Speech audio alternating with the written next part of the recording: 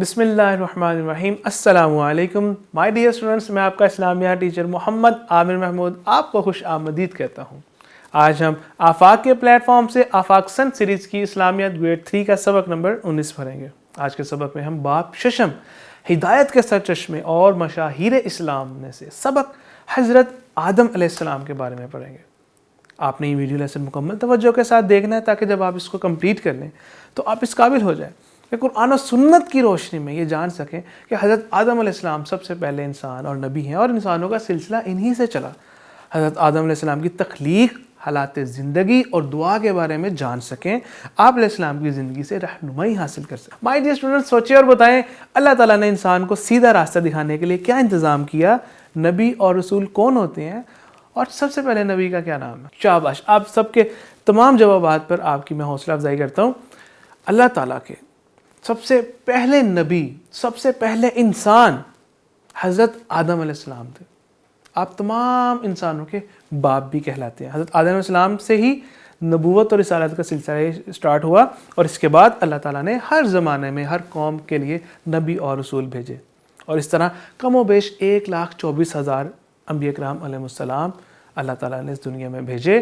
اور یہ جو سلسلہ تھا اس کی تکمیل کہاں پہ ہوئی؟ ہمارے آخری نبی حضرت محمد خاتم النبیین صلی اللہ تعالیٰ علیہ وآلہ وسلم پر۔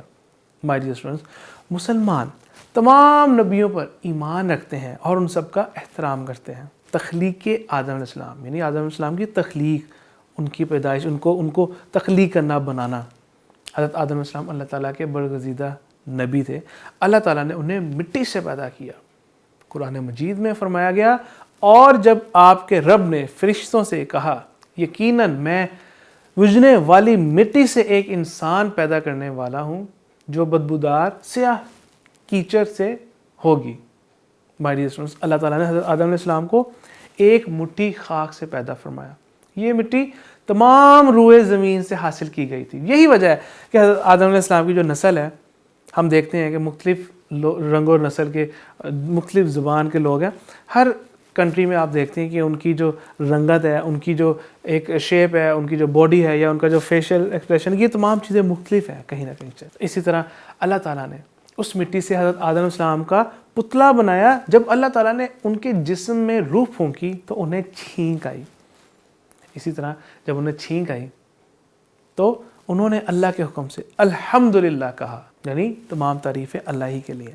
اللہ تعالیٰ نے فرمایا یرحمک اللہ، یعنی تم پر رحم ہو، رحم کیا جائے۔ پھر اللہ تعالیٰ نے ان سے فرمایا جاؤ ان فرشتوں کو سلام کرو اور سنو وہ کیا کہتے ہیں، جو کچھ وہ کہیں وہی تمہارا اور تمہاری اولاد کا سلام ہوگا۔ تو حضرت آدم علیہ السلام فرشتوں کے پاس گئے، ان سے کہا السلام علیکم۔ فرشتوں نے جواب دیا وعلیکم السلام ورحمۃ اللہ وبرکاتہ۔ مائی ڈیئر اسٹوڈنٹس، اللہ تعالیٰ نے حضرت آدم علیہ السلام کو چیزوں کے نام سکھائے اور پھر فرشتوں کے سامنے پیش کیا اور فرمایا اگر تم سچے ہو تو ان چیزوں کے نام بتاؤ۔ انہوں نے کہا اے اللہ تیری ذات پاک ہے، ہمیں علم نہیں سوائے ان کے جو تو نے ہمیں سکھایا۔ بے شک اللہ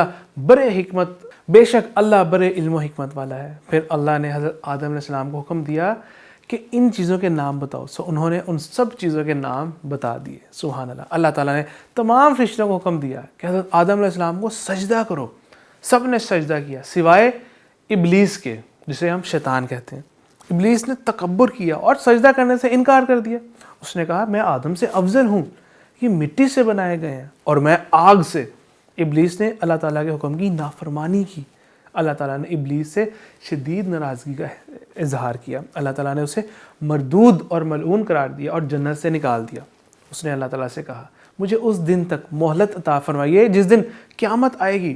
اللہ نے شیطان کو مہلت عطا فرما دی تو اس نے کہا اب میں تیرے بندوں کو قیامت تک بہکاؤں گا، آگے سے، پیچھے سے، دائیں سے، بائیں سے۔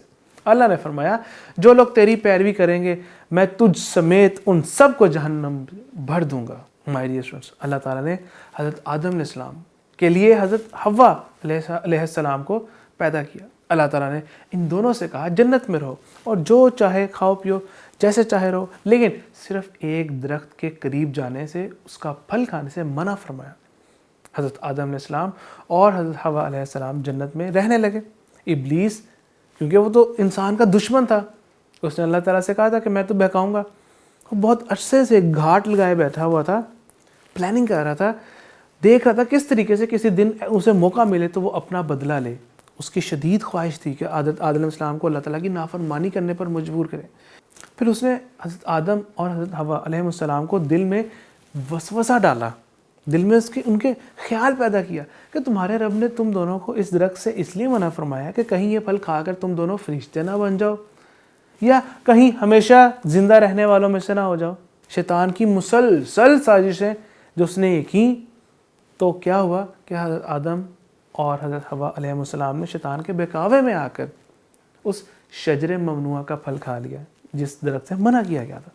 ابھی ان دونوں نے پھل کو پورے طور پر چکھا بھی نہ تھا کہ ان کی سترگاہیں، جو ان کی شرم گاہیں ہیں، جو چھپانے کے جو پارٹس ہوتے ہیں، ایک دوسرے پر عیاں ہو گئے، کھل گئے، جس پر دونوں پریشان ہو گئے اور جنت کے پتوں سے، جو جنت کے جو درخت تھے ان کے پتوں سے اپنا بدن چھپانے لگے. اللہ تعالیٰ نے دونوں کو پکارا اور فرمایا کیا میں نے تم کو منع نہیں کیا تھا کہ اس درخت کا پھل نہ کھانا اور شیطان کے ورگلانے میں نہ آنا؟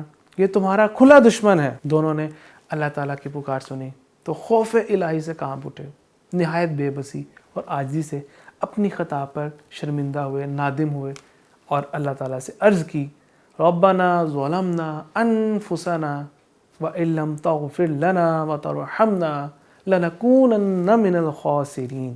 اے ہمارے رب، اے ہمارے پروردگار، ہم نے اپنا نقصان کیا اور اگر تو نے ہمیں نہ بخشا اور ہم پر رحم نہ فرمایا تو ہم ضرور ہو جائیں گے نقصان اٹھانے والوں میں سے. اللہ تعالیٰ نے فرمایا کہ اب تم دونوں ایک خاص مدت تک زمین پر ہی رہو گے جہاں تم ایک دوسرے کے دشمن ہوگے اور وہاں ہی مرنا ہے اور اسی میں سے پھر دوبارہ پیدا ہونا. چنانچہ وہ دونوں ان دونوں کو زمین کی طرف روانہ کر دیا گیا. اللہ تعالیٰ نے حضرت آدم علیہ السلام کو اور حضرت حوا علیہ السلام کو زمین میں الگ الگ حصے پر اتارا. وہ دونوں بہت شرمسار تھے. حضرت آدم علیہ السلام اور حضرت حوا علیہ السلام ایک لمبے عرصے تک اللہ تعالیٰ کے حضور گر گراتے رہے، فریاد کرتے رہے، یہاں تک کہ اللہ تعالیٰ کو ان کی گریہ زاری پر رحم آ گیا. اللہ تعالیٰ نے دونوں کی معافی قبول کی اور آپ علیہ السلام کو بہت سے بیٹے اور بیٹیاں عطا کی. دنیا کے سارے انسان حضرت آدم علیہ السلام کی اولاد ہیں. اللہ تعالیٰ نے حضرت آدم علیہ السلام کو زمین میں اپنا نائب بنایا.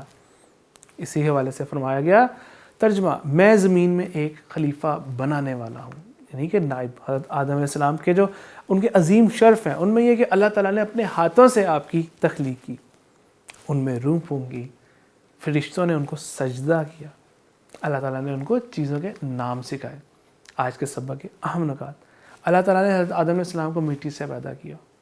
اللہ تعالیٰ کے حکم پر تمام فرشتوں نے سجدہ کیا سوائے شیطان یعنی ابلیس کے، اور ابلیس اب ہمارا کھلا دشمن ہے اور قیامت تک جتنے بھی لوگ آئیں گے ان کو ورگلاتا رہے گا، اللہ تعالیٰ کی نافرمانی پہ اکساتا رہے گا. مائی ڈیئر اسٹوڈنٹس، ہمیں حضرت آدم علیہ السلام کے اس قصے سے سبق حاصل کرنا چاہیے کہ ہمیں اللہ تعالیٰ کی فرما برداری کرتے رہنا چاہیے، اطاعت کرتے رہنا چاہیے، شیطان اور اس کے وسوسوں سے ہمیشہ بچتے رہنا چاہیے، تعاوذ پڑھتے رہنا چاہیے تاکہ ہمیں اللہ تعالیٰ کی پناہ نصیب ہو. مائی ڈیئر اسٹوڈنٹس، آج کے سبق سے ریلیونٹ آپ نے یہ ایکٹیویٹی پرفارم کرنی ہے، ویڈیو کو سٹاپ کر لینا ہے اور اس کے بعد آپ نے دیکھنا ہے کہ آپ کے رائٹ آنسرس یہی ہیں. اسی طریقے سے اس کے بعد آپ نے فل ان دا بلینکس یعنی کہ خالی جگہ اس کو بھی پر کرنا ہے اور اس کے بعد آپ نے دیکھنے ہیں کہ آپ کے جوابات درست ہیں. درست جوابات پر آپ کو شاباش، اور اگر کوئی جواب غلط ہے تو کوئی مسئلہ نہیں، آپ اپنی اصلاح کیجئے. آج کے سبق کے اعادہ کے لیے، مزید پختگی کے لیے آپ کے سامنے یہ ایکٹیویٹی ہے، اس کو بھی آپ نے پرفارم کرنا ہے. جزاک اللہ خیرہ.